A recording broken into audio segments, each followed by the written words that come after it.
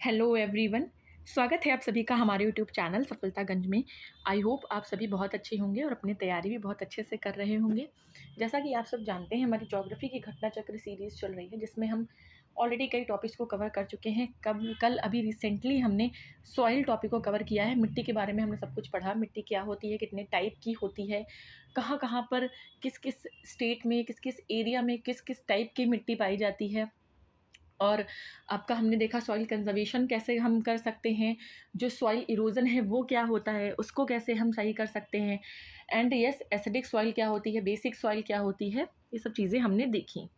तो काफ़ी important topic था सॉइल वाला। अगर आपने अभी तक उसको कंप्लीट नहीं किया है तो जाएँ और पिछले लेक्चर्स में देखकर उसे ज़रूर कंप्लीट करें। 2 पार्ट में है, पार्ट 1 एंड पार्ट 2। आज का जो हमारा टॉपिक है वो प्राकृतिक वनस्पति यानी कि नेचुरल वेजिटेशन के बारे में है। इसमें हम डिफरेंट डिफरेंट टाइप के वेजिटेशन पढ़ेंगे, टाइप्स ऑफ फॉरेस्ट पढ़ेंगे, कौन सा टाइप की वेजिटेशन किस एरिया में पाई जाती है वो हम पढ़ेंगे। राइट, तो चलिए बिना किसी देरी के स्टार्ट करेंगे आज के अपने सेशन को, जो कि है नेचुरल वेजिटेशन के बारे में। देखिए, अगर अभी तक आपने हमारे चैनल सफलतागंज को सब्सक्राइब नहीं किया है तो सबसे पहले जाएं और हमारे चैनल सफलतागंज को सब्सक्राइब करें, सो डैट ऐसे ही इंपॉर्टेंट कंटेंट मैं बनाती रहूं और आप तक लाती रहूं और आपकी हेल्प होती रहे। तो चलिए शुरू करते हैं आज के टॉपिक को, अपने प्राकृतिक वनस्पति यानी कि नेचुरल वेजिटेशन को। देखिए, जो प्राकृतिक वनस्पति है में उसमें वो पेड़ पौधे इंक्लूड होते हैं जो मानव की प्रत्यक्ष और परोक्ष सहायता के बिना उगते हैं। देखिए, एक हम गार्डनिंग करते हैं, अपने घर में गार्डन बनाते हैं, बगीचा बनाते हैं, वो अलग तरीके की चीज़ है।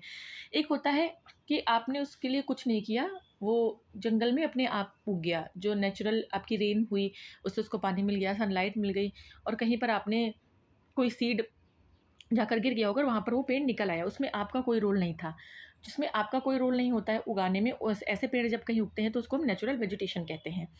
और वो अपने आकार, संरचना और अपनी आवश्यकता को प्राकृतिक वातावरण के अनुसार ढाल लेते हैं। अब देखिए, जब आपने उगाया नहीं, वहाँ पर आप पहुँच भी नहीं सक ऐसे-ऐसे एरिया में ये फॉरेस्ट होते हैं, ऐसे-ऐसे एरिया में ये पेड़ होते हैं, जहाँ पर शायद ह्यूमन बीइंग कभी पहुँच भी ना सके। तो अब क्या उनका ख़्याल रखने वाला कोई नहीं, तो क्या ऐसे पौधे मर जाएँगे? नहीं। वो अपने जो आकृति है, अपना जो शेप एंड साइज़ है, जो स्ट्रक्चर है, उसको अपनी नीड के हिसाब से नेचुरली एडजस्ट कर लेते हैं, एडॉप्ट कर लेते हैं। ठीक है? सपोज़ दैट अगर कोई पेड़ हिमालय पे उगता है, तो वो वहाँ की क्लाइमेटिक कंडीशन के हिसाब से अपने आप को एडैप्ट कर लेता है। विभिन्न प्रकार की वनस्पतियाँ भारत में पाई जाती हैं, तो हमको पता है कि कई टाइप की जो आपकी वेजिटेशन है वो इंडिया में पाई जाती हैं। थोड़ा देखेंगे। देखिए, वनों के प्रकार कई भौगोलिक तत्वों पर निर्भर करते हैं, मतलब कई सारे ज्योग्राफिकल फैक्टर्स ऐसे होते हैं जिसके बेसिस पे आपका टाइप्स ऑफ फॉरेस्ट डिपेंड करते हैं। जिसमें से आपका क्या है, एक तो रेन कहाँ कितनी हो रही है इस पे डिपेंड करते हैं, टेम्परेचर कहाँ पर कितना ज़्यादा है कितना कम है इस पर आपके फॉरेस्ट डिपेंड करते हैं, आर्द्रता यानी जिसे हम ह्यूमिडिटी कहते हैं, इस पे डिपेंड करते हैं, वहाँ की मिट्टी, वहाँ का हाइट, जो सी लेवल से जो हाइट है, और भूगर्भिक संरचना यानी कि जो जियोलॉजिकल स्ट्रक्चर है, इसमें आपका सॉइल, मिनरल्स, ये सब चीज़ें आ जाएंगी। ये सारी चीज़ों पे डिपेंड करते हैं आपके टाइप्स ऑफ फॉरेस्ट। अब इन तत्वों के प्रभावाधीन देश के विभिन्न भागों में भिन्न भिन्न प्रकार के वन पाए जाते हैं। तो अब इस ये जो फैक्टर्स है, इन्हीं के बेसिस पे क्या है, कई टाइप्स के जो फॉरेस्ट हैं वो हमारे इंडिया में पाए जाते हैं। पहला कौन सा है? पहला है आपका उष्णकटिबंधीय सदाबहार एवं अर्ध सदाबहार, जिन्हें हम क्या कहते हैं, ट्रॉपिकल एवरग्रीन या सेमी एवरग्रीन। ट्रॉपिकल रीजन आप सभी को पता है, जब हम अर्थ बनाते हैं इस तरीके से, 20 से इक्वेटर 0 डिग्री पर निकालते हैं, और ऊपर आपका नॉर्थ पोल होता है, नीचे आपका साउथ पोल होता है। 0 से लेके 23.5 डिग्री नॉर्थ और 0 से लेके 23.5 डिग्री साउथ का जो एरिया होता है आपका, ठीक है, ये क्या होता है आपका, ये इतना रीजन क्या होगा, ये ट्रॉपिकल रीजन होगा। ठीक, ये ट्रॉपिकल रीजन होता है। इस रीजन की खासियत ये, यहाँ पर अच्छी रेनफॉल, काफ़ी हाई जो है रेनफॉल होती है, हाई टेम्परेचर होता है। एक कह सकते हैं कि अच्छा, सारे जितने भी फैक्टर्स एक प्लांट की ग्रोथ के लिए चाहिए होते हैं वो यहाँ पर बहुत अच्छे से पाए जाते हैं। इसलिए यहाँ पर ट्रॉपिकल एवरग्रीन, एवरग्रीन कौन से होते हैं, जो हमेशा हरे भरे रहते हैं। अब हमेशा हरे भरे का मतलब ये नहीं है कि इनकी पत्तियाँ कभी नहीं झड़ती हैं या कभी सूखते नहीं हैं। देखिए, इतना ज़्यादा यहाँ पे प्लांट है और हर प्लांट का जो टाइम है अपनी पत्तियाँ गिराने का और मुरझाने का, डिफरेंट डिफरेंट चीज़ों का वो अलग अलग है, इसलिए ये हमेशा हरे बने रहते हैं। सारे पौधे एक साथ नहीं अपनी पत्तियां गिराते हैं, इसलिए ये हरे बने रहते हैं। दूसरा है आपका इसी में है ट्रॉपिकल एवरग्रीन या सेमी एवरग्रीन। दूसरा टाइप है आपका उष्णकटिबंधीय पर्णपाती वन, जिसे हम ट्रॉपिकल डेसिडुअस फॉरेस्ट कहते हैं। ठीक है।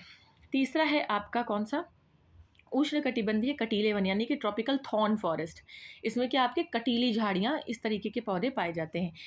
चौथा है आपका वेलांचली और अनूप वन, जिसे हम लिटोरल या स्वैम्प फॉरेस्ट कहते हैं। स्वैम्प का मतलब क्या होता है, देखिए स्वैम्प का मतलब होता है दलदल। ठीक है, दलदल में भी तो आपकी वेजिटेशंस होती हैं, वनस्पतियाँ होती हैं, तो वो दलदली वाली हो जाती हैं। और एक आता है आपका माउंटेन एरिया। ठीक है, पर्वत पे जो आपके माउंटेन्स पे जो वेजिटेशन होती है उसको माउंटेन। एक आपका दलदल वाला हो गया, एक आपका थॉर्न, यानी कि आपको पता है कि थॉर्नी वेजिटेशन कहाँ होती है, डेजर्ट, तो ये आपका एक तरीके से डेजर्ट वाला एरिया हो गया। ट्रॉपिकल एवरग्रीन और सेमी एवरग्रीन क्या है, जो नॉर्मल आपका ट्रॉपिकल रीजन है। और पर्णपाती वन कहाँ आ जाएंगे, डेसिडुअस फॉरेस्ट, ये जो आपके ठंडे वाले रीजन है वहाँ पर आ जाएंगे। ठीक, आगे देखेंगे। ये आप देख सकते हैं भारत की प्राकृतिक वनस्पति है, और काफ़ी ज़्यादा ये इतनी क्लियर नहीं दिख रही है। चलिए मैं आपको साथ में बताती चलूँगी।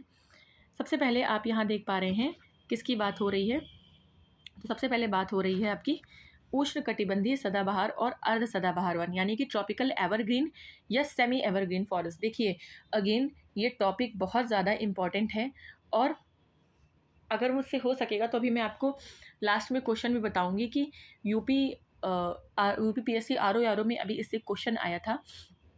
खैर इसमें भी दिखेगा आपको, क्योंकि इसमें PYQs भी होते हैं ना, उसमें आपको मैं दिखाऊंगी कि इससे एक दो क्वेश्चन आपके इस वाले RO 2023 में आपका 23 में आपका ये क्वेश्चन आए हैं इस टॉपिक से, तो आपको पता चल जाएगा कि ये टॉपिक कितना इंपॉर्टेंट है।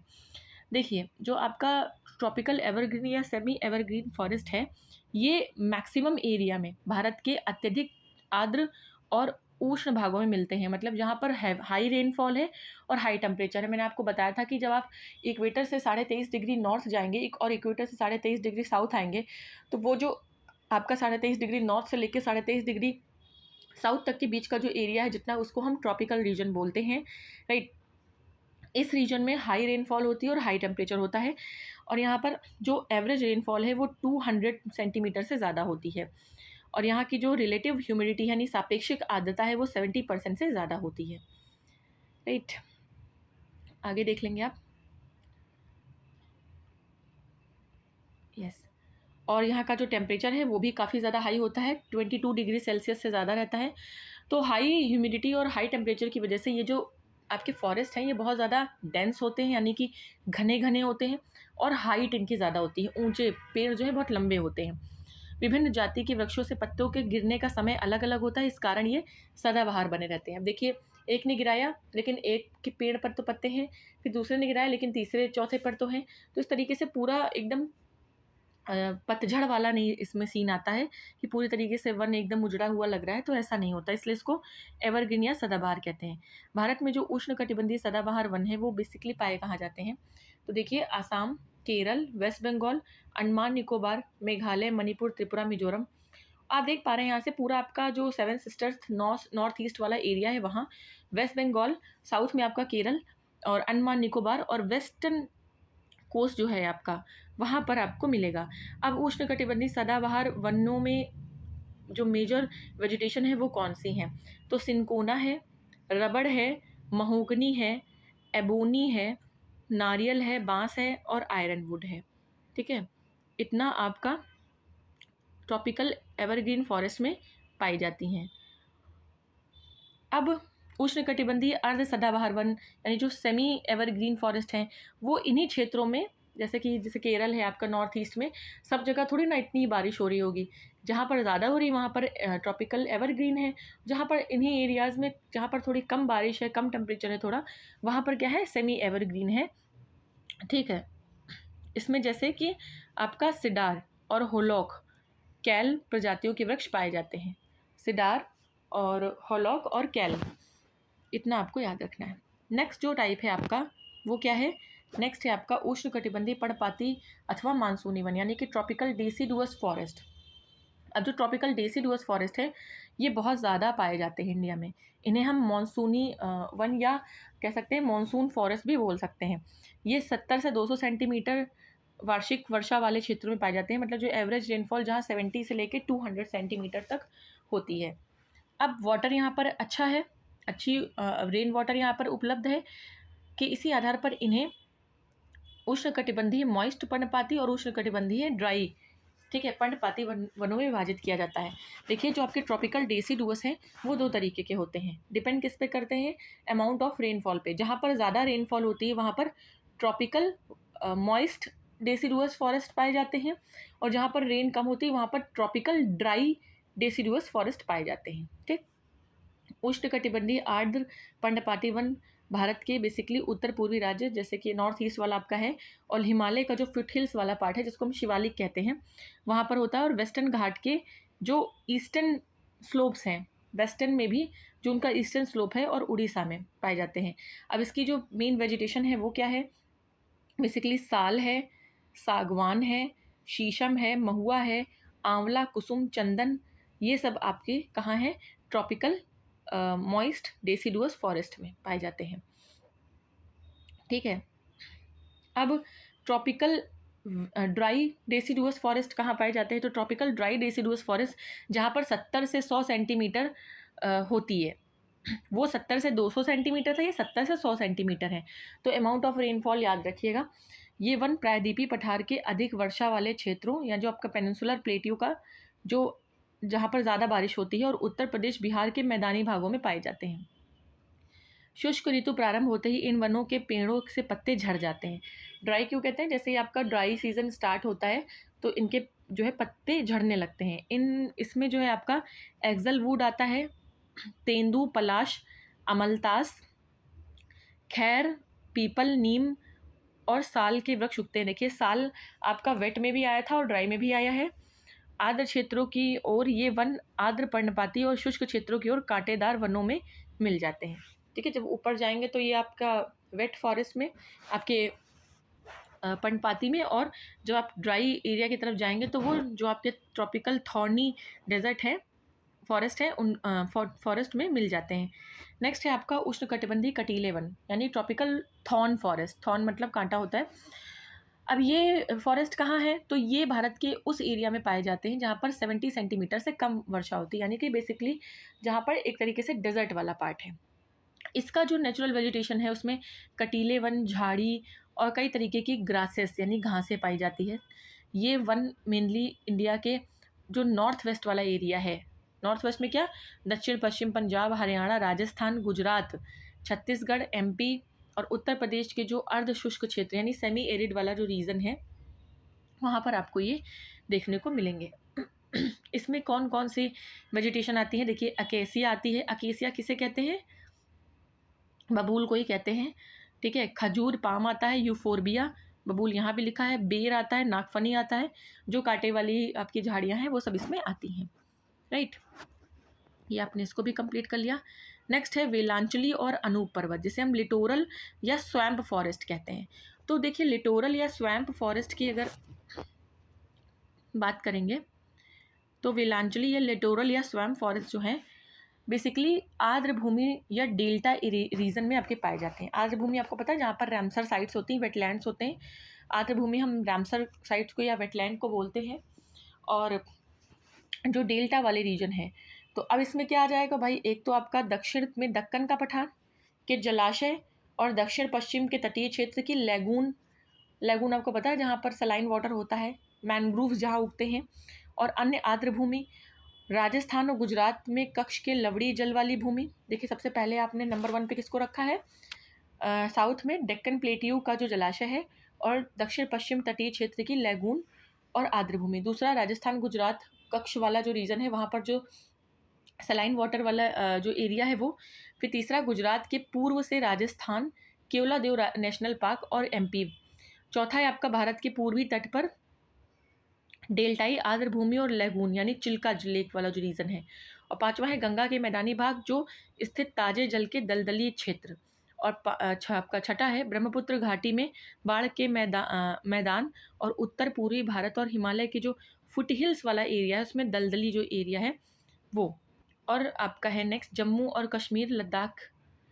कश्मीर और लद्दाख की पर्वतीय झीलें और नदियाँ और अंडमान निकोबार द्वीप समूह के मैनग्रोव और अन्य आर्द्र भूमि यानी और जो रैमसर साइट्स हैं। तो ये आपको बताया गया कि यहाँ पर आपके स्वैम्प फॉरेस्ट या लिटोरल फॉरेस्ट मिलते हैं। देखिए, इसकी जो मेन वेजिटेशन है वो मैनग्रोव कहलाती है। मैनग्रोव जो है वो लवण सेलाइन वाटर या दलदली एरिया में उगती है। इसमें ज्वारी क्रीक पंक मैदानों यानी कीचड़ में और ज्वार नदमुख के तटीय क्षेत्रों में पाई जाती है। इनकी जड़ें पानी में डूबी रहती हैं। ठीक, मैनग्रोव वनस्पतियों का अत्यधिक विकास वेस्ट बंगाल के सुंदरबन डेल्टा में हुआ है और अंडमान निकोबार द्वीप समूह में हुआ है। जहाँ पर आपका ज़्यादा सलाइन वाटर होगा, ज़्यादा एरिया मिलेगा, वहाँ पर ज़्यादा डेवलपमेंट होगा। ये वनस्पतियाँ महानदी गोदावरी कृष्णा कावेरी के जो डेल्टा बनते हैं सुंदरबन में, उससे डेवलप होते हैं। सुंदरबन में सुंदरी वृक्ष एक मिलता है जिसके नाम से इसे सुंदरवन कहा जाता है। वहाँ पर एक प्लांट मिलता है जिसको सुंदरी बोलते हैं, इसकी वजह से इसका नाम सुंदरवन रखा गया है। नेक्स्ट है आपका पर्वतीय वन जिसे माउंटेन फॉरेस्ट बोलते हैं। पर्वतीय क्षेत्रों में ऊंचाई में वृद्धि के साथ तापमान में आने वाली कमी के साथ साथ प्राकृतिक वनस्पति के वितरण में भी परिवर्तन होता है। मतलब जैसे जैसे आप हाइट पे एल्टीट्यूड आपका बढ़ता जाएगा, हाइट बढ़ती जाएगी, टेम्परेचर कम होता जाएगा, हाइट बढ़ती जाएगी, तो आपका जो टाइप्स ऑफ वेजिटेशन है, जो डिस्ट्रीब्यूशन है वेजिटेशन का, उसमें भी चेंजेस आएंगे। पर्वतीय वन को पर्वतीय उपोष्ण कटिबंधीय वन यानी कि माउंटेन सब ट्रॉपिकल फॉरेस्ट, पर्वतीय समशीतोष्ण वन यानी माउंटेन टेम्परेट फॉरेस्ट, उप अल्पाइन फॉरेस्ट यानी कि सब अल्पाइन फॉरेस्ट और अल्पाइन वन के रूप में विभाजित किया जा सकता है। ठीक, ये इसके डिवीजन थे।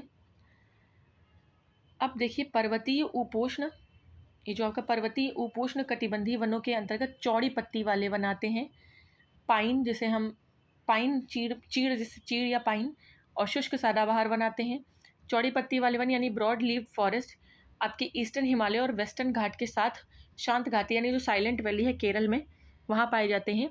शांत घाटी में जहाँ इस प्रकार के वनों की पूंछ पार दालचीनी, आपका जो है सिनेमन जिसे बोलते हैं, रोडोडेंड्रॉन और सुगंधित घासें पाई जाती है। वहीं पर जो ईस्टर्न हिमालय है उसके अंतर्गत कौन सी इसमें वनस्पति है, तो ओक है, एल्डर है, चेस्टनट है, बर्च और चेरी जैसे पेड़ पाए जाते हैं। पाइन जो है, पाइन के फॉरेस्ट वो शिवालिक पर्वत के शुष्क ढालों में वेस्टर्न और सेंट्रल हिमालय, खासी, नागा और मणिपुर पहाड़ी पर आपको मिलते हैं पाइन के फॉरेस्ट। और यहाँ पर चीड़, ओक, रोडोडेंड्रॉन और पाइन के वृक्ष मिलते हैं आपको। शुष्क सदाबहार वन शिवालिक पर्वत और हिमालय की तलहटी में 1000 मीटर की ऊंचाई तक पाए जाते हैं। देखिए, एक है आपका पर्वतीय शीतोष्ण वन, वनों को आर्द्र यानी कि वेट, नम, मॉइस्ट और ड्राई कैटेगरी में रख सकते हैं। जो आपका ट्रॉपिकल माउंटेन फॉरेस्ट हैं उनको हम किस में रख सकते हैं, tropical wet, tropical moist mountain forest, tropical dry mountain forest. पर्वतीय आर्द्र शीतोष्ण वन उत्तर भारत में नेपाल के पूर्व में अरुणाचल प्रदेश में 1800 से 3000 मीटर की ऊंचाई पर पाए जाते हैं आपके। एंड आपका जो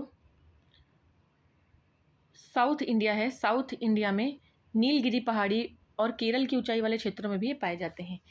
इस वन में 3 परत होती हैं। एक जो आपकी उच्च परत के रूप में आपकी शंकुधारी या जो आपके कॉनिकल फॉरेस्ट जिसे बोलते हैं, कॉनिकल प्लांट्स या कॉनिकल ट्रीज, और मध्यवर्ती परत में पर्णपाती वृक्ष जैसे कि ओक, और निचली सतह में रोडोडेंड्रॉन और चंपा, थोड़ा सा ग्रास वाला जिनका होता है टेक्सचर, ये पाए जाते हैं। राइट, अब आप यहाँ देख सकते हैं कि जो आपका पूर्वी हिमालय में अत्यधिक वर्षण के कारण सघन वनस्पतियाँ पाई जाती हैं। मतलब ज़्यादा बारिश होती है ईस्टर्न हिमालय में, तो वहाँ पर ज़्यादा डेंस फॉरेस्ट होते हैं। यहाँ चौड़ी पत्ती वाले वृक्ष, फर्न, बांस और शंकुधारी वृक्ष भी पाए जाते हैं। पर्वतीय शुष्क शीतोष्ण वन मुख्यतः लाहुल, किन्नौर, सिक्किम और हिमालय के एरिया में आपको मिलते हैं। और इसमें इन वनों में छोटे शंकुधारी वृक्ष यानी कि आपके जो कॉनिकल ट्रीज होते हैं, ओक, मैपल, ऐश जैसे पेड़ इसमें होते हैं। वहीं पर अधिक ऊंचाई पर फर, जूनिपर, देवदार और चिलगोजा पाए जाते हैं। राइट, उप अल्पाइन या जिसे हम सब अल्पाइन कहते हैं, ये कहाँ पाया जाता है, तो ये आपका बेसिकली कश्मीर और अरुणाचल प्रदेश के बीच 2900 से 3500 मीटर की ऊंचाई पर आपको मिलेंगे सब अल्पाइन। वेस्टर्न हिमालय में इसके अंतर्गत जूनिपर, रोडोडेंड्रॉन, विलो और फॉलसेब यानी कि ब्लैक करेंट आता है। और वहीं पूर्वी भाग में लाल फर, काला जूनिपर, बर्च यानी जिसे भोजपत्र कहते हैं, लार्च सामान्य रूप से पाए जाते हैं। कहाँ? सब एल्पाइन, ठीक है, सब एल्पाइन फॉरेस्ट में। अल्पाइन वनों को नम यानी मॉइस्ट और ड्राई में हम डिवाइड कर सकते हैं। अगेन अल्पाइंस को नम अल्पाइन वन हिमालय के सभी स्थानों के साथ साथ म्यांमार के साथ जो आपकी पहाड़ियाँ हैं उसमें मिलता है। इसमें छोटी झाड़ियाँ और कई सारे फर्न और रोडोडेंड्रॉन और बर्च मिलते हैं। शुष्क अल्पाइन वन 3000 से 4900 मीटर की ऊंचाई तक मिलते हैं। इसमें ब्लैक जूनिपर, मधुमालती जिसे हम हनी सकल कहते हैं, और विलो की जो प्रजातियां हैं पाई जाती हैं। देखिए 2019 का ये डेटा है, इसको आपको याद कर लेना है। 2019 का डेटा किस टाइप के फॉरेस्ट ने कितना एरिया कवर कर रखा है। तो देखिए उष्णकटिबंधीय आर्द्र सदाबहार वन यानी कि सब ट्रॉपिक आपका ट्रॉपिकल मॉइस्ट डेसिडुअस फॉरेस्ट 2.61, आपका उष्णकटिबंधीय अर्ध सदाबहार नहीं, ट्रॉपिकल एवरग्रीन फॉरेस्ट है ये। Evergreen forest 2. Yes, tropical evergreen forest आपका 2.61 है। Tropical semi evergreen 9.27, tropical moist deciduous 17.6। देखिए ट्रॉपिकल ड्राई डेसिडुअस सबसे ज़्यादा एरिया कवर कर रहे हैं 40.86, ठीक। और सबसे कम आपका ट्रॉपिकल ड्राई एवरग्रीन फॉरेस्ट 0.12। तो यहाँ से ये देखा जा सकता है, आपको सबसे ज़्यादा याद रखना है कि ट्रॉपिकल ड्राई डेसिडुअस फॉरेस्ट ज़्यादा आपका एरिया कवर करते हैं। ये देखिए इस तरीके से ये डेटा है।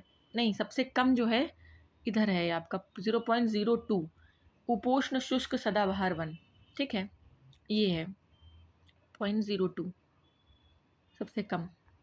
लेकिन आपको मेजर जो टाइप्स 5 टाइप्स बताए हैं वो याद रखने हैं, बाकी सारे टाइप्स तो सब टाइप्स हैं, ये इतना ज़्यादा इम्पॉर्टेंट नहीं है। नेक्स्ट है देवदार के जो पेड़ हैं वो वेस्टर्न हिमालय में 1500 मीटर से अधिक ऊंचाई पर मिलते हैं। देवदार समुद्र तल से सर्वाधिक ऊंचाई पर पाए जाने वाला पेड़ है। मतलब सी लेवल से सबसे हाइट पर जो सबसे पेड़ पाया जाता है वो आपका ट्री कौन सा है? देवदार का है।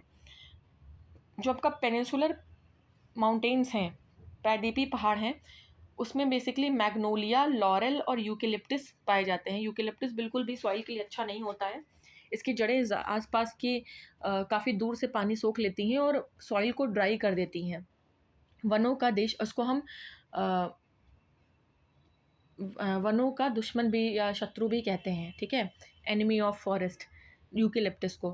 भारत वनों का देश की अर्थव्यवस्था में एक बहुत बड़ा योगदान है। बिल्कुल, इकोनॉमी में काफ़ी ज़्यादा कंट्रीब्यूशन है।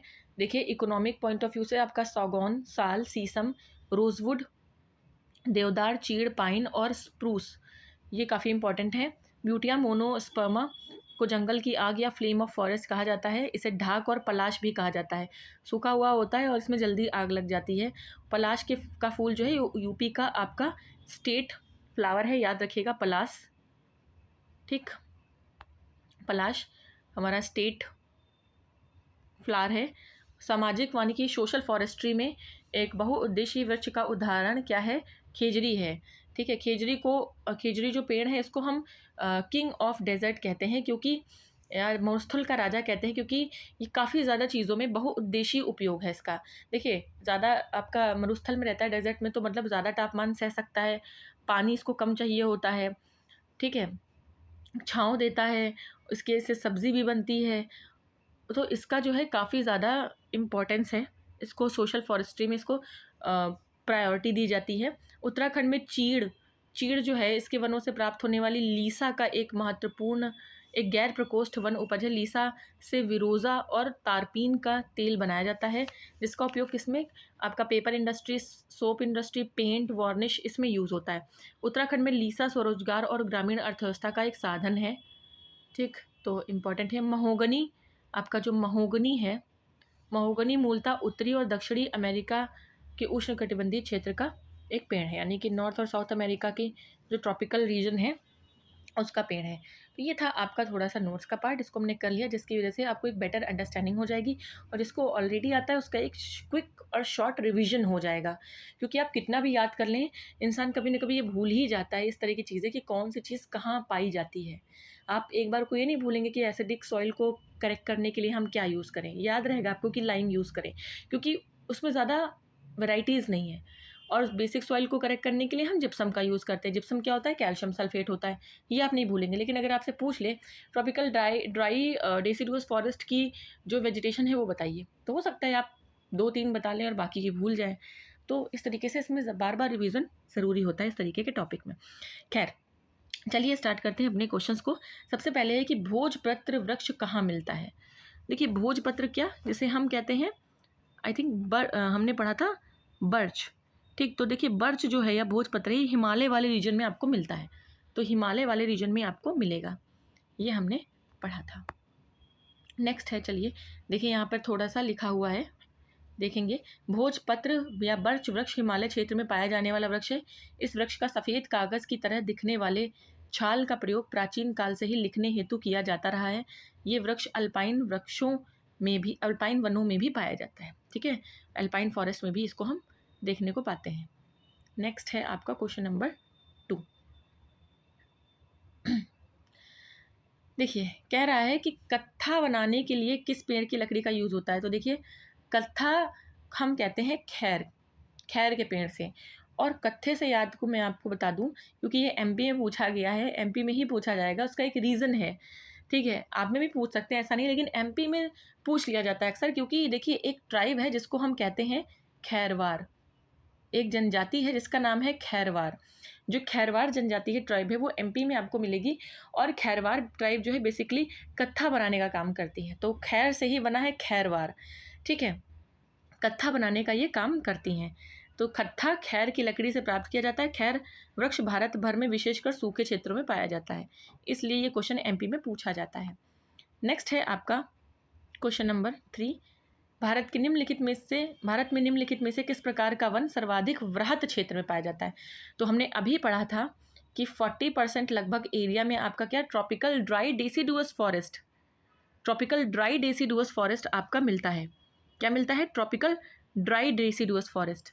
तो उष्ण कटिबंधीय आर्द्र, यहाँ पर आर्द्र मिला है, तो अब ड्राई तो यहाँ पर ऑप्शन में नहीं है, शुष्क तो नहीं है, लेकिन पर्वतीय, उपोष्ण और उष्ण कटिबंधीय आर्द्र सदाबहार वन, इसकी तुलना में जो आपका उष्ण कटिबंधीय आर्द्र पर्णपाती वन है वो ज़्यादा होता है। ठीक है, उष्ण कटिबंधीय आर्द्र पर्णपाती वन 9.27 होता है, 9.27। तो अब 40% वाला ऑप्शन में नहीं है, तो आप नेक्स्ट जो मैक्सिमम वाला है उसको लगा देंगे, या तो नहीं, सॉरी, 17 पॉइंट आपका 65 था, यस 17 पॉइंट समथिंग था, वो तो आपका एवरग्रीन वाला था ना। देखा, मुझे भी कितनी कन्फ्यूजन हो जाती है आपके एवरग्रीन और डेसिडुअस में, हिंदी में हो जाती है। तो देखिए, आपका एक था 40%, 40.86% ट्रॉपिकल ड्राई डेसिडुअस फॉरेस्ट, वो ऑप्शन में नहीं है। उसके बाद जो आपका था वो 17.65 के साथ कौन था? Tropical moist deciduous forest. तो ये आपको ऑप्शन में दिया हुआ है, इसी ऑप्शन में, तो इसको आप टिक करेंगे। नेक्स्ट हम देखेंगे, नेक्स्ट है सागौन। देखिए, सागौन पूछ रहा है सागौन और साल किसके उत्पाद हैं? किस टाइप के फॉरेस्ट में आपका सागौन और साल मिलता है? तो देखिए, हमने पढ़ा था कि ट्रॉपिकल ड्राई डेसिडुअस फॉरेस्ट में और ट्रॉपिकल वेट में भी ये आपको मिलेगा, लेकिन आपको सबसे ज़्यादा कहाँ मिलता है? ट्रॉपिकल ड्राई डेसिडुअस फॉरेस्ट में। तो ये उष्णकटिबंधीय शुष्क पतझड़ी वन में आपको मिलेंगे, तो ये ऑप्शन आपका करेक्ट हो जाएगा। नेक्स्ट है, हिमालय पहाड़ी की श्रृंखला में ऊंचाई के साथ साथ निम्न कारणों में से वनस्पति में परिवर्तन आता है। देखिए, ऊंचाई बढ़ती है तो तापमान गिरता है, बिल्कुल ठीक। ऊंचाई जब बढ़ेगी आपकी तो तापमान गिरेगा। रेन पैटर्न में, आपका रेनफॉल पैटर्न में भी चेंज होगा। मिट्टी का अनुपजाऊ होना, देखिए अनुपजाऊ होगी तो पेड़ उगेंगे ही नहीं, तो ऐसा नहीं कि वहाँ की मिट्टी अनुपजाऊ ही है। ठीक है, तेज़ हवा इसको हम देख लेते हैं थोड़ा सा एक बार। अनुपजाऊ नहीं, देखिए आपका जो है, हाँ, अगर मिट्टी अनुपजाऊ, ये पूछ रहा है क्वेश्चन, थोड़ा ध्यान से पढ़ेंगे। निम्न कारणों से वनस्पति में परिवर्तन आता है, तो ये अगर मिट्टी अनुपजाऊ होगी, इनफर्टाइल होगी, तो भी आपका जो वेजिटेशन है टाइप्स, उसमें उसके टाइप्स में चेंज आएगा। ठीक है, तेज़ हवा, तो तेज़ हवा से देखिए मिट्टी, टेम्परेचर, रेनफॉल और आपका सनलाइट, ये सब चीज़ें होंगी, लेकिन हवा का एज सच कोई इफ़ेक्ट नहीं पड़ेगा आपके वेजिटेशन के टाइप में। ठीक है, ये नहीं, आपका फ़र्क नहीं पड़ेगा। तो इस हिसाब से आपका क्या हो गया, इस तरीके से आपका ए ऑप्शन करेक्ट हो गया। 1, 2 एंड 3। 4 का एज सच कोई रोल है नहीं, राइट। नेक्स्ट हम देखेंगे क्वेश्चन नंबर 6। क्वेश्चन नंबर 6 क्या है, पूर्वी हिमालय की तुलना में ट्री लाइन की ऊंचाई का मान पश्चिमी हिमालय में होता है। पूछ रहा है ईस्टर्न हिमालय की तुलना में जो वेस्टर्न हिमालय है उसमें जो जो ट्री लाइन है, ठीक है, जो पेड़ उग रहे हैं लाइन से, जो ट्री लाइन बन रही है उसकी ऊंचाई जो है वेस्ट में ज़्यादा होती है या कम होती है। तो हमने पढ़ा था कि जो वेस्ट वाला है उसमें कम होती है ट्री लाइन की हाइट, जबकि जो ईस्टर्न हिमालय है उसमें क्या होती है, वो ज़्यादा होती है, ठीक है, ईस्टर्न हिमालय में ज़्यादा होती है। नेक्स्ट है आपका पश्चिमी हिमालय संसाधन प्रदेश के प्रमुख संसाधन हैं। अच्छा, प्रमुख संसाधन क्या है, तो देखिए आपका इसमें वेस्टर्न हिमालय में आपको ना ऑर्गेनिक खनिज मिलेगा, ठीक है, फ्यूल मिले, आपको मिनरल्स मिलेंगे, और ना धात्विक खनिज मिलेगा यानी कि मेटेलिक मिनरल्स, और ना ही आपको आणविक खनिज मिलेगा। यहाँ पे वन मिलेंगे आपको, फॉरेस्ट बहुत ज़्यादा मिलेंगे, ठीक, फॉरेस्ट ही मिलेंगे। नेक्स्ट है आपका पश्चिमी हिमालय की शीतोष्ण पेटी यानी टेम्परेट जोन में निम्नलिखित में से किस वृक्ष का बाहुल्य है। जो ये वेस्टर्न हिमालय का जो टेम्परेट जोन है उसमें कौन सी वनस्पति सबसे ज़्यादा है, तो आप सभी को पता है कि जो वेस्टर्न हिमालय है उसमें देवदार सबसे ज़्यादा है, ठीक है, देवदार, और देवदार सबसे ऊंचाई पर पाया जाने वाला प्लांट भी है आपका, ये भी याद रखना है आपको। नेक्स्ट है आपका निम्नलिखित राज्यों में से किस राज्य में सिनकोना वृक्ष नहीं उगता है। तो देखिए जो सिनकोना का प्लांट है वो बेसिकली आपका नॉर्थ ईस्ट, वेस्ट बंगाल, केरल, इन सब में उगता है, क्योंकि एवरग्रीन फॉरेस्ट में आएगा आपका, छत्तीसगढ़ में ये आपका नहीं उगेगा, ठीक है, छत्तीसगढ़ में नहीं उगेगा। सदाबहार एवरग्रीन मैंने कहा ना, एवरग्रीन में आएगा, इसलिए यहाँ छत्तीसगढ़ में नहीं उगेगा। नेक्स्ट क्वेश्चन है आपका इसमें से किसे जंगल की आग कहते हैं। तो हमने पढ़ा था कि ब्यूटिया मोनोस्पर्मा को हम क्या कहते हैं, जंगल की आग या फॉरेस्ट फायर कहते हैं। नेक्स्ट है, या फ्लेम ऑफ फॉरेस्ट कहते हैं, सॉरी, फ्लेम ऑफ फॉरेस्ट कहते हैं। नेक्स्ट है आपका निम्न में से किस राज्यों में सागौन का वृक्ष पाया जाता है। सागौन, तो देखिए अगर हम उत्तर प्रदेश, कर्नाटक, मध्य प्रदेश और झारखंड, तो देखिए 2021 की जो आपकी रिपोर्ट है, फॉरेस्ट रिपोर्ट लेटेस्ट वाली, उसके हिसाब से अगर हम झारखंड को छोड़ दें तो एमपी, उत्तर प्रदेश, कर्नाटक, तीनों में ही आपका जो है सागौन का पेड़ मिलता है, क्योंकि तीनों ही जगह आपको पता है ट्रॉपिकल ड्राई डेसिडुअस फॉरेस्ट में, यानी कि आपका उष्णकटिबंधीय शुष्क पर्णपाती वन जिन्हें कहते हैं, वहाँ पर होता है, और एमपी, यूपी और कर्नाटक तीनों में ही आपको मिलेगा। तो इस तरीके से इसका कोई एग्जैक्ट आंसर नहीं आपको मिल सकता है। नेक्स्ट है इनमें से किस पौधे में फूल नहीं उगते। तो देखिए कटहल, ऑर्किड, ऑर्किड का तो फूल ही होता है, और गूलर, तो ये सारे क्या है, एंजियोस्पर्म्स हैं, एंजियोस्पर्म्स है। लेकिन फर्न क्या है, फर्न आपका टेरिडोफाइट्स है। तो आप जब प्लांट्स का पढ़ते हैं डिवीजन, तो फर्न जो है उसमें सीड्स ही नहीं होते, सीडलेस होता है, सीडलेस आपका सीड आने ही शुरू होते हैं जिम्नोस्पर्म से, ठीक है, अनावृत बीजी से शुरू होते हैं, फिर अनावृत और आवृत बीजी दोनों, जिसे एंजियोस्पर्म कहते हैं, उन दोनों में सीड्स होते हैं, और जहाँ सीड्स होगा फिर वहीं पर आगे फ्लावर बनेगा। तो आपका जो फर्न है टेरिडोफाइट में आता है, उसमें फूल आपको नहीं मिलेंगे क्योंकि वहाँ सीड नहीं होते हैं, सीडलेस होते हैं। नेक्स्ट है आपका वेस्टर्न हिमालय में उच्च पर्वतीय वनस्पति 3000 मीटर की ऊंचाई तक ही उपलब्ध होती है, जबकि पूर्वी हिमालय में यह 4000 मीटर तक की उपलब्ध होती है। एक ही पर्वत श्रृंखला में इस विविधता का क्या कारण है। आपको पता है पूरी हिमालय एक रेंज है, सिंगल रेंज है, लेकिन आप देख रहे हैं कि वेस्टर्न हिमालय का जो वेस्टर्न पार्ट है, जैसे ये इस तरीके से अगर देखें ये रेंज, तो ये वेस्ट पार्ट है, ये ईस्ट पार्ट है। इस वाले एरिया में जो पेड़ की हाइट है वो कम है, जबकि ईस्ट वाले में जो हाइट है वो ज़्यादा है। पूछ रहा है इसका जो रीज़न है, ठीक है, इसका रीज़न क्या है।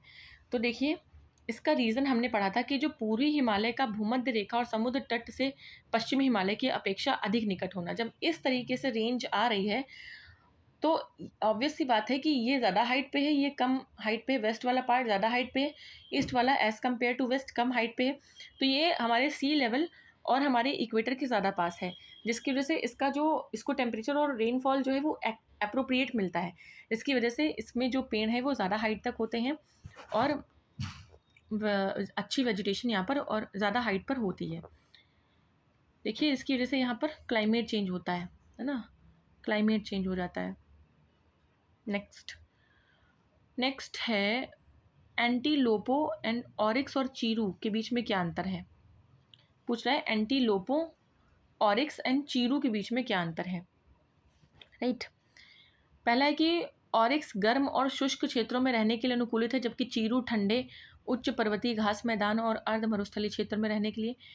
नेक्स्ट है ऑरिक्स का शिकार, अच्छा ये जो है यहाँ पर शिकार विकार आ रहा है तो इसका मतलब ये एनिमल का है कुछ लॉजिक, ठीक है, टेम्परेचर के हिसाब से एनिमल की बात हो रही है। तो ऑरिक्स का शिकार उसके श्रृंगाभों के लिए किया जाता है, जबकि चीरू का शिकार कस्तूरी के लिए। ऑरिक्स केवल वेस्टर्न पार्ट में मिलता है, वेस्टर्न इंडिया में, जबकि चीरू उत्तर पूर्व नॉर्थ ईस्ट में मिलता है। तो हमें बताना है, तो देखिए जो ऑरिक्स है वो गर्म और शुष्क क्षेत्रों में रहने के लिए अनुकूलित है, जबकि चीरू जो है वो ठंडे एरिया में और जो सेमी डेजर्ट वाला रीजन है वहाँ पर रहता है। तो ए ऑप्शन आपका जो है वो करेक्ट होगा यहाँ पर। तो यहाँ पर आपको पता होना चाहिए कि ऑरिक्स, ठीक है, और चीरू के बारे में। नेक्स्ट है मैच द फॉलोइंग करना है हमें। एक तरफ हमें प्लांट्स दिए हुए हैं, ट्री दिए हुए हैं, और एक तरफ उनका जो रीजन है जहाँ पर वो पाए जाते हैं वो दिया हुआ है। देखिए हमने पढ़ा था कि सुंदरबन में सुंदरी नाम का प्लांट है, इसकी वजह से इसका नाम सुंदरबन पड़ा है। तो आप यहाँ देख लेंगे सी का 3 आपको कहाँ दिया है, तो आपको ये ए और सी ऑप्शन में दिया हुआ है, ठीक है।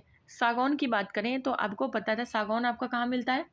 सागौन आपका ट्रॉपिकल ड्राई डेसिडुअस फॉरेस्ट, जो कि सेंट्रल इंडिया वाला पार्ट आपका आ जाता है, यूपी का और आपका इधर एमपी का, सेंट्रल इंडिया का पार्ट। देवदार की बात करें तो देवदार आपको पता है सबसे हाइट पे मिलता है, तो हिमालय का जो उच्च क्षेत्र होगा, सबसे ऊंचा वाला, सबसे हाइट पर पाए जाने वाला प्लांट है, सबसे ऊंचा क्षेत्र।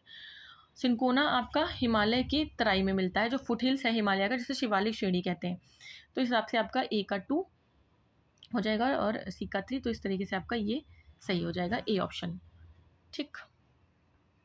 नेक्स्ट हम देखेंगे क्वेश्चन, सागौन को टीक भी कहते हैं, ठीक है, सागौन को टीक भी कहते हैं। नेक्स्ट है निम्नलिखित युगों में से कौन सा एक सही सुमेलित है। टीक यानी कि सागौन जो है वो आपका कहाँ मिलेगा, टीक या जिसे हम सागौन कहते हैं, तो आपको पता है सेंट्रल इंडिया वाले पार्ट में मिलेगा, तो ये तो आपका गलत मैच है।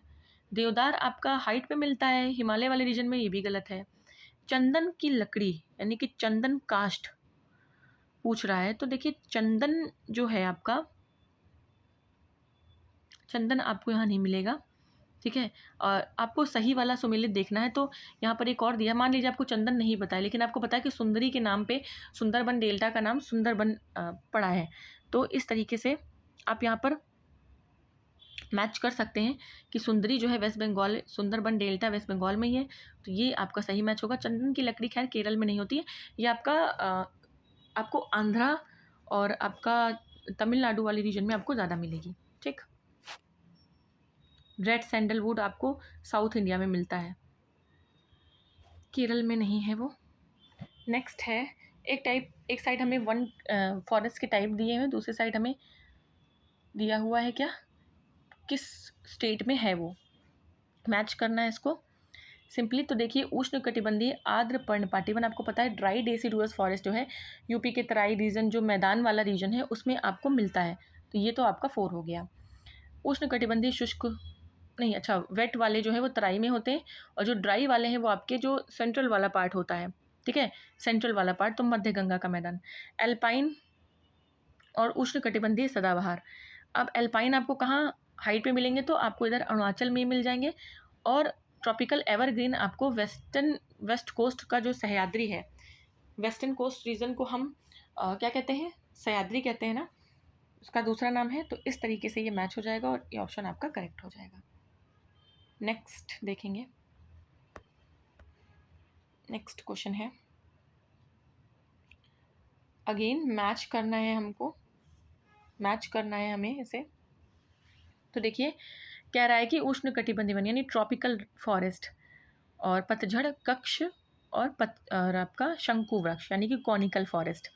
तो देखिए जो आपका उष्ण कटिबंधीय फॉरेस्ट है यानी कि ट्रॉपिकल फॉरेस्ट है वो आपका एक तरीके से काफ़ी अच्छे जहाँ पर रेनफॉल टेम्परेचर है तो वो आपका साइलेंट वैली केरला में हो जाएगा।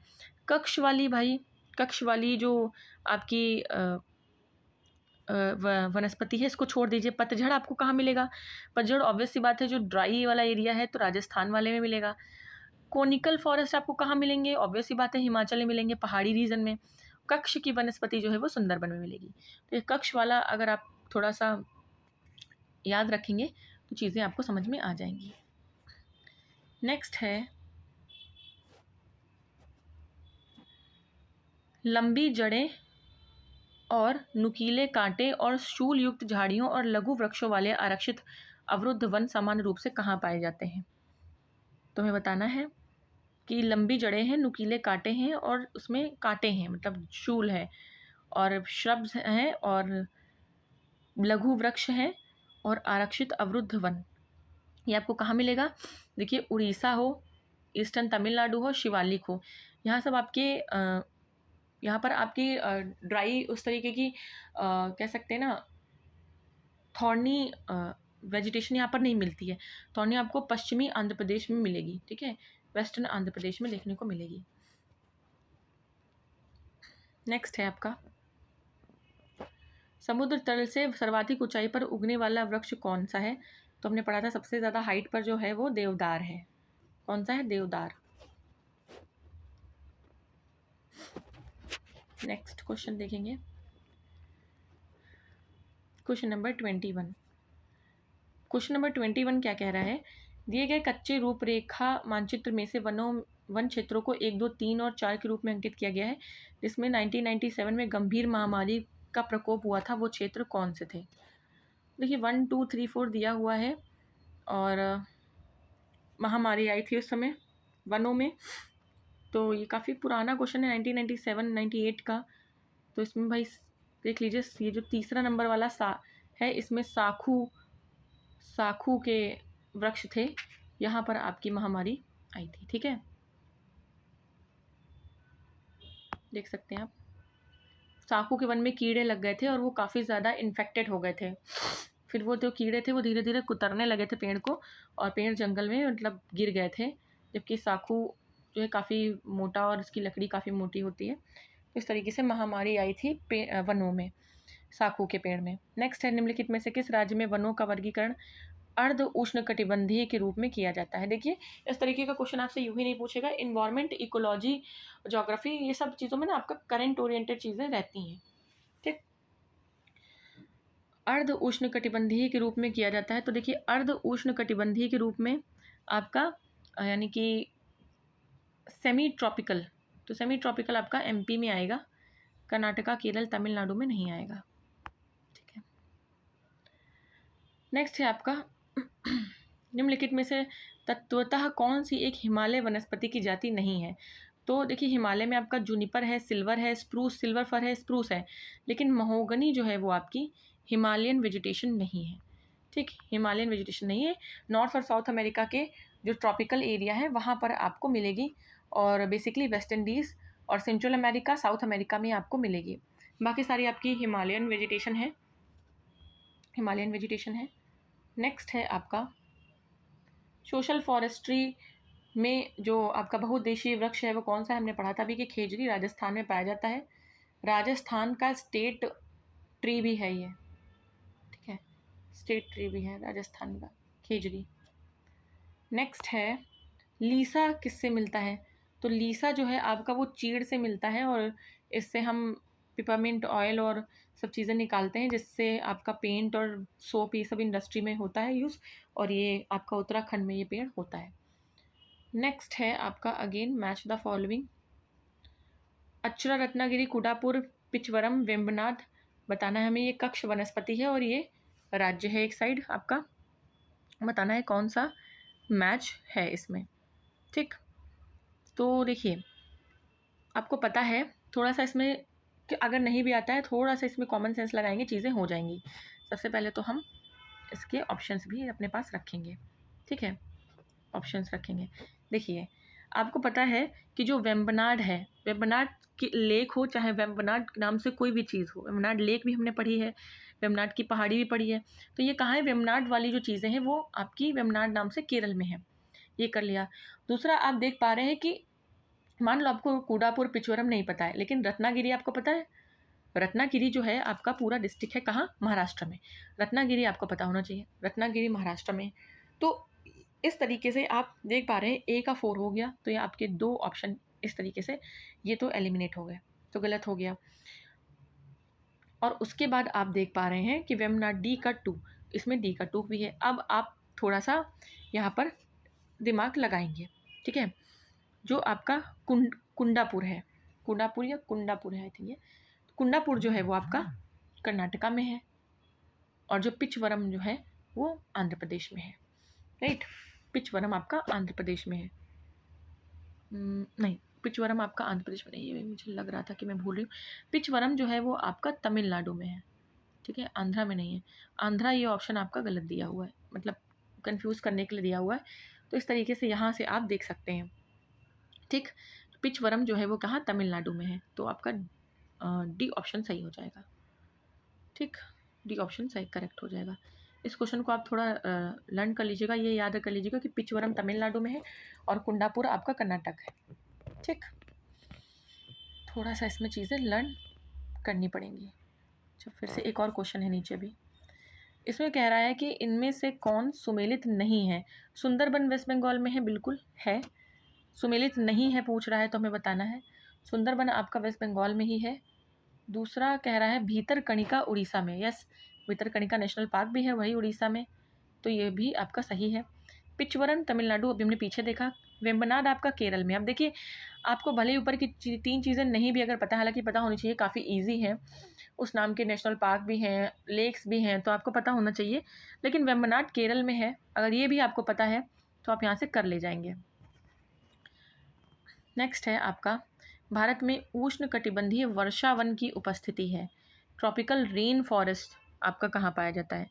ट्रॉपिकल रेन फॉरेस्ट आपका कहाँ होगा, आसाम नागालैंड, आसाम छत्तीसगढ़, आसाम महाराष्ट्र या आसाम केरल। तो हमने पढ़ा था कि नॉर्थ ईस्ट वाला और साउथ में जो वेस्ट कोस्ट वाला रीजन है, ठीक है, उसमें आपको क्या उष्णकटिबंधीय वर्षावन मिलेंगे, ठीक।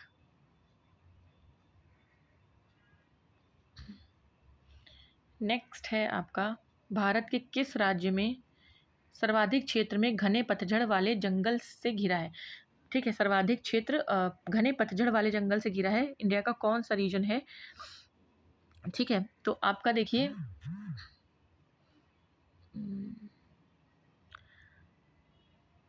भारत में किस राज्य का सर्वाधिक क्षेत्र, तो यस, उड़ीसा तो आपको पता है, यहाँ पे ग्रीन फॉरेस्ट है। महाराष्ट्र, छत्तीसगढ़ भी नहीं। एमपी जो है आपका, मध्य प्रदेश, इसका जो मैक्सिमम एरिया है, चाहे देखिए आप जब नॉर्थ में देखेंगे एमपी के, ये एमपी का मैप है, ठीक है। जब आप ये नॉर्थ वाला रीजन देखेंगे, यहाँ पे आपका क्या जाएगा, भिंड, मुरैना, श्योपुर वाला, चंबल वाला, ये ड्राई एरिया है। वेस्ट में क्योंकि गुजरात से लग रहा है, अलीराजपुर, झाबुआ वाला रीजन, ये भी आपका ड्राई है एकदम, ठीक। थोड़ा सा जो ईस्ट वाला है, यहीं पर चीज़ें थोड़ी ठीक है, छत्तीसगढ़ से जाकर मिलती हैं, और जो सेंट्रल वाला है यहाँ पर थोड़ा सा चीज़ें ठीक है, नर्मदापुरम में, होशंगाबाद में बारिश ज़्यादा होती है, तो ये है। बाकी आपका जो वेस्ट और नॉर्थ वाला मैक्सिमम एरिया है, ये आपका ड्राई है, तो पतझड़ वाले पेड़ यहाँ पर होते हैं। नेक्स्ट है आपका, निम्नलिखित में से कौन सा जिला अधिक घने पतझड़ वाले वन क्षेत्र से घिरा है। तो जिला पूछ रहा है, और जिला किसका है, पश्चिमी चंपारण, गया, नवादा, कैमूर, ये सब कहाँ, बिहार के ज़िले हैं, क्योंकि ये बीपीएससी का क्वेश्चन है, ठीक है। तो बिहार के ज़िले हैं, तो बिहार वाले जब बिहार स्पेशल पढ़ते होंगे तो अपने सारे ज़िले भाई पढ़ते होंगे। तो जो आपका वेस्ट चंपारण है वो सबसे ज़्यादा घने पतझड़ वाले पेड़ों से घिरा हुआ है, बीपीएससी 2019। ये देखिए यहाँ पर लिखा हुआ भी है, प्रश्नकाल और वर्तमान में पश्चिम चंपारण जिला सबसे अधिक घने यानी डेसिडुअस फॉरेस्ट से घिरा है, भारत वन की स्थिति रिपोर्ट यानी 2021 की जो फॉरेस्ट रिपोर्ट है उसके हिसाब से वेस्ट चंपारण में 797.81 स्क्वायर किलोमीटर घने वन हैं, जबकि कैमूर में 519। ठीक है, तो पहले वेस्ट चंपारण है, फिर आपका कैमूर है। तो डेटा आप बीपीएससी वाले याद कर लेंगे, बाकी किसी को याद करने की कुछ खास ज़रूरत है नहीं। चलिए, ये टॉपिक भी हमारा फिनिश होता है। सिंगल टॉपिक था, इसको हमने कवर कर लिया आज के लेक्चर में। अब हम जो टॉपिक कवर करेंगे वो हमारा नेक्स्ट लेक्चर में होगा, वो है सिंचाई और नहरें। और मैं कोशिश करूँगी कि आपको 2021 की जो फॉरेस्ट रिपोर्ट है वो भी मैं आपको एक सेपरेट लेक्चर में करा दूँ। इसी तरीके से जो बजट है यूनियन का, यूपी का, जो छोटे छोटे टॉपिक्स हैं जिसमें से ज़रूर क्वेश्चन आते हैं। आप ये समझ लीजिए, अगर आप आर ओ यूपीपीएससी देने जा रहे हैं तो आप इकोनॉमिक्स में लाख आप स्टैटिक चीज़ें पढ़ लें, किताबी चीज़ें, लेकिन जब तक आपने यूनियन और स्टेट यानी यूपी के हैं तो यूपी का, या किसी अदर स्टेट के हैं तो अदर स्टेट का बजट नहीं पढ़ा तो फिर बेकार है। क्योंकि अगर 10 क्वेश्चन इकोनॉमिक्स से आते हैं तो 5 से 6 क्वेश्चन आपके करंट ओरिएंटेड रहते हैं। ठीक है, क्या रहते हैं? 5 से 6 क्वेश्चन आपके करंट ओरिएंटेड रहते हैं, राइट? तो वो छोड़े नहीं जा सकते हैं। स्टैटिक चीज़ें समझनी ज़रूरी है ताकि आपको जो टर्मिनोलॉजी है वो अच्छे से समझ में आए और आप क्वेश्चन को रिलेट कर पाएँ। ठीक है, तो चलिए आज के लिए इतना ही रहेगा। अब हम मिलेंगे अपने नेक्स्ट सेशन में, जिसमें हम पढ़ेंगे सिंचाई या नहरें। नहरों के बारे में पढ़ेंगे, जो आपकी कैनाल्स हैं और जो इरिगेशन है, किस नहर से किस एरिया में आपका सिंचाई होती है और कौन सी नहर में पानी किस नदी से आता है, ये सब चीज़ें हम इसमें देखेंगे। और कौन सी नहर कौन से स्टेट में है, कौन सी जगह पे है, 2-3 चीज़ें हैं जो इसके बारे में हमें पढ़नी होती हैं। उसके अलावा हमें कुछ नहीं पढ़ना होता है। तो चलिए आज के लिए इतना ही रहेगा। अब हम सब मिलेंगे अपने नेक्स्ट लेक्चर में कल, तब हम पढ़ेंगे इरिगेशन एंड कैनाल्स। तब तक के लिए आप पढ़ते रहिए, और अगर आपने अभी तक चैनल को सब्सक्राइब नहीं किया है तो सबसे पहले चैनल को सब्सक्राइब करें। यस, अगर वीडियो अच्छा लगता है तो वीडियो को लाइक करें, शेयर करें, एंड कमेंट बॉक्स में अपना रिएक्शन देना ना भूलें। आपके कमेंट से हमें बहुत मोटिवेशन मिलता है और हम और अच्छे वीडियोस और जल्दी और ज़्यादा क्वांटिटी में वीडियोस लाने के लिए मोटिवेट होते हैं। तो हमें भी मोटिवेट करते रहिए, आप भी मोटिवेट होते रहिए। चुपचाप पढ़ाई करिए, एग्ज़ाम की तैयारी करिए, दुनियादारी से मतलब ख़त्म कर दीजिए। सब कुछ अच्छा होगा। जो मेहनत करता है उसे फल मिलता है, कभी जल्दी कभी देर में, लेकिन आपकी की हुई पढ़ाई कभी बर्बाद नहीं होती है। ये बात याद रखनी है। चलिए आज के लिए इतना ही रखेंगे, मिलेंगे नए सेशन में। तब तक के लिए जय हिंद, गुड बाय।